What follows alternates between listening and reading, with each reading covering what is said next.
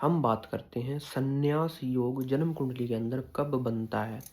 आपको समझना अनिवार्य है कि जब भी जन्म कुंडली के अंदर नवम भाव के अंदर शनि और गुरु विराजमान होते हैं तो ये बनता है संन्यास योग।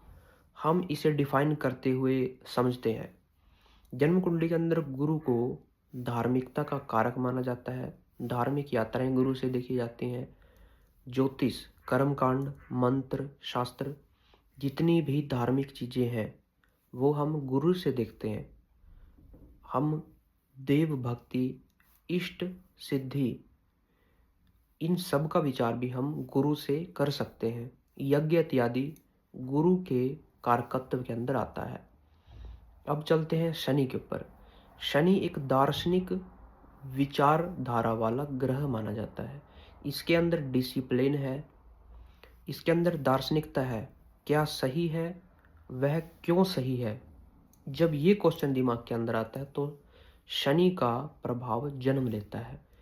तो जब भी ये दोनों ग्रह एक साथ विराजमान होते हैं तो ये व्यक्ति को सन्यासी बनाते हैं। जैसे कि नाथ संप्रदाय के अंदर व्यक्ति गुरु का अनुसरण करता है, एक डिसिप्लिन के अंदर वो रहता है। वो स्पिरिचुअलिटी के अंदर डिसिप्लिन की तरह, मतलब कि उसको फॉलो करते हुए जाता है और अपने गुरु की आज्ञा का हमेशा पालन करता है। तो उसके अंदर ये देखा जा सकता है कि गुरु और शनि का दोनों का एक समीकरण है जो उस व्यक्ति को प्रभावित कर रहा था। और इस योग के अंदर जब केतु का करैक्टर मिलता है तो व्यक्ति अपनी ऊर्जा को अपनी मस्तिष्क में, शस्त्रार्थ में परिवर्तन करके, अपनी एनर्जी को इन्वोक करके वो परमात्मा में विलीन हो जाता है। तो ये बनता है संन्यास योग। और ऐसे बहुत से योग बन सकते हैं। जैसे कि हम स्पिरिचुअलिटी को अलग तरीके से जब समझते हैं, जैसे कि ओशो, तब हम अष्टम भाव और द्वादश भाव को ज़्यादा महत्व देते हैं और पंचम भाव को भी, क्योंकि पंचम भाव हमारी बुद्धि है। जब हमारी बुद्धि और विवेक का संबंध अष्टम भाव से होता है, क्योंकि अष्टम भाव ऐसे ऐसे आइडिया जनरेट करता है जो पहले कभी नहीं हुए।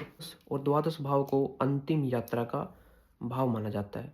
तो द्वादश भाव का इन्वोक होना भी बहुत अधिक जरूरी है जब हम स्पिरिचुअलिटी की बात करते हैं। तो निष्कर्ष ये है कि यदि नवम भाव स्ट्रॉन्ग हो, उसके अंदर शनि गुरु जैसे ग्रह हो, तो संन्यास योग बनता है। और यदि अष्टम, द्वादश और पंचम भाव का संबंध आपस में हो तो ऐसा व्यक्ति आध्यात्मिक बनता है, परंतु वो एक दार्शनिक विचारधारा वाला व्यक्ति होता है। धन्यवाद।